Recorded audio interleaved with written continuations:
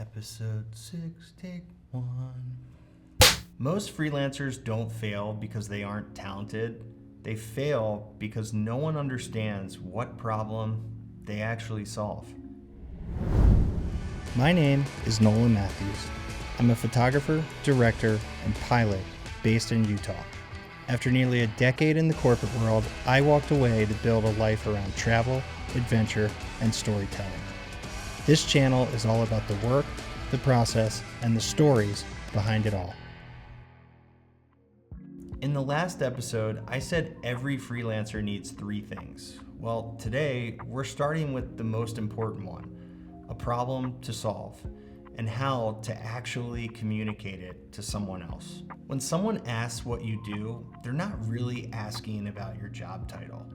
They're asking, why should I care? Saying I'm a photographer or I'm a filmmaker doesn't really answer that. Clients don't buy skills, they buy solutions. The quicker you can identify the problems you are solving and communicate those solutions effectively, the faster you're going to get real work. When I was starting out, I thought people hired me because I could take good photos. But what I eventually learned is that they actually hired me because those photos solved something for them.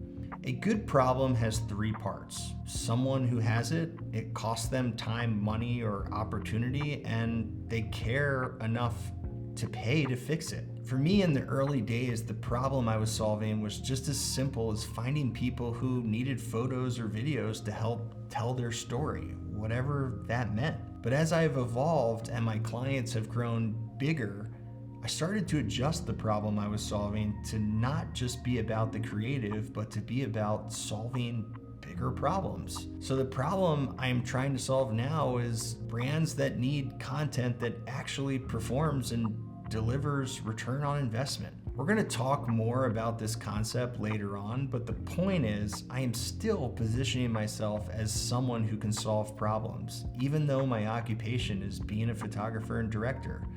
And by the way, I'm always going to be a person who solves a problem for someone. Your problem and solution doesn't need to be perfect on day one. Mine wasn't, but it has evolved as I have. Here's a simple framework. I help someone solve a problem so they can generate an outcome. It's not clever, it's not flashy, but it is clear. If someone can't repeat what you do after hearing it once, it's probably too complicated. And by the way, this simple formula will remain for the rest of your career, so get comfortable with it. One natural result of getting clear on your problem, especially early, is niching. And we're going to discuss this in depth later, but it's worth noting that in the early days as you are getting started, the more you can find a hyper-specific niche, the faster you will grow. If you just say, well, I'm a photographer and I help people by taking pictures for them, that's a pretty broad market.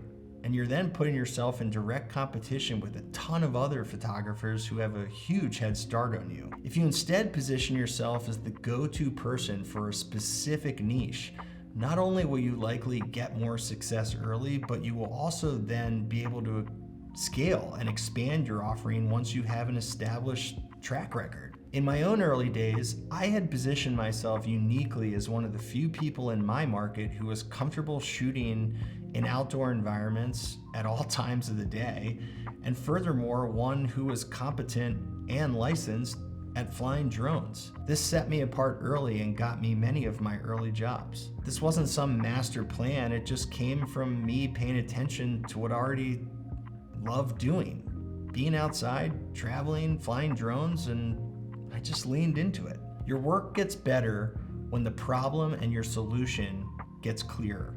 Plain and simple. Clarity compounds, and once you're clear on the problem you solve, the next step is proving that you can actually solve it, which is exactly what we're going to cover next.